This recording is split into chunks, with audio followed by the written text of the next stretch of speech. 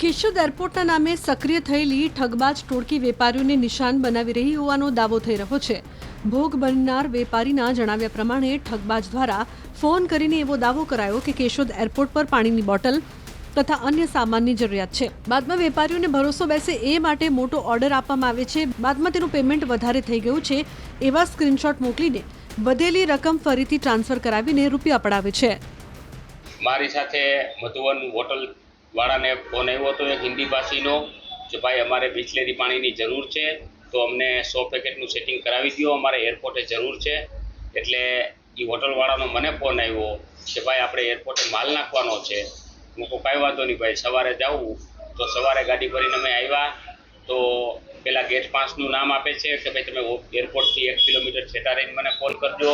પછી ગેટ પાસનું નામ દઈને થોડીક વાર પછી પાછો કોલ આવે કે ભાઈ ગેટ પાસ અમારે પેમેન્ટની રસીદ વગર નહીં લઈ આવ્યા, તમે કેટલો માલ લઈ આવ્યા? એટલે આપણે એમ કહી કે ભાઈ અમે 14,000 કે 15,000નો માલ લઈ આવ્યા।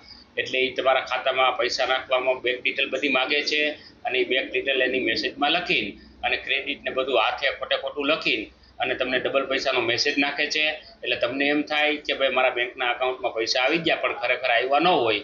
એટલે ડબલ પૈસા આવે એટલે પાછા અડધા પૈસા એ રિફંડ કરવાનું કહે છે કે ભાઈ 50,000 નાખ્યા હોય તો કે ભાઈ 25,000 તમે રિટર્ન કરી દો। એટલે એવી રીતે માણસોના પૈસા પડવે છે આવા લોકો। એ ખરેખર હા, આવી રીતે પૈસા પડવે છે। પછી તમે એરપોર્ટના પોલીસવાળાને પૂછો એટલે ત્યાં ખબર પડે કે ભાઈ આ તો બધું ખોટ છે, ખરેખર એરપોર્ટે આવા માલની કંઈ જરૂરિયાત નથી। એટલે જેથી કરીને બધા ધંધાભાઈઓને અપીલ છે કે ભાઈ માલ રૂબરૂ પાલટીનો કન્ફર્મ કરીને પછી જ માલનો ઓર્ડર લેવો। અને એરપોર્ટે અત્યારે હાલમાં કોઈ એવું ફંક્શન નથી કે અહીંયા માલની જરૂરિયાત પડે। કેશોદ પોલીસ દ્વારા આ મામલે એરપોર્ટ ઓથોરિટીનું ધ્યાન દોરવામાં આવ્યું છે। એરપોર્ટ ઓથોરિટીનું કહેવું છે કે અમે આવી રીતે કોઈ જ ઓર્ડર આપતા નથી। આથી કેશોદ એરપોર્ટના નામે આવા કોઈ ઓર્ડર કે જોબની લાલચમાં કોઈ છેતરાશો નહીં। जब तक आप पूरी तरह से आश्वस्त न हो कि ये प्रॉपर अथॉरिटी से ऑर्डर है तभी इसमें व्यवहार करें, क्रॉस चेक करें।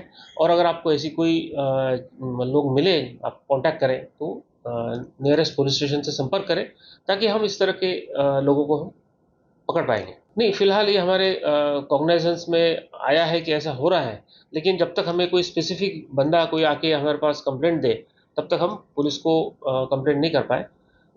जो भी इसको पीड़ित हो हमसे आके मिले, हम मदद करने की प्रयास करेंगे पुलिस प्रशासन के साथ में मिलके। एयरपोर्ट को पानी की कोई ज़रूरत नहीं है, कोई आवश्यकता नहीं होती है। एयरपोर्ट अपने काम में सक्षम है अपने पानी के लिए, तो ऐसे इसमें कृपया इसको विश्वास न करें। और जॉब, एयरपोर्ट पे जो भी जॉब की रिक्वायरमेंट होती है वो हम हमारे वेबसाइट www.ai.aero के माध्यम से ही करते हैं और प्रॉपर लीगल प्रोसेस से होता है, सब ट्रांसपेरेंट होता है। तो वेबसाइट से ही मिली जानकारी पे यकीन कीजिए।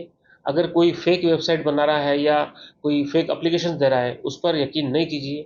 लोकली रिक्रूटमेंट नहीं की जाती है, जो भी रिक्रूटमेंट की जाती है ऑल इंडिया लेवल पर की जाती है।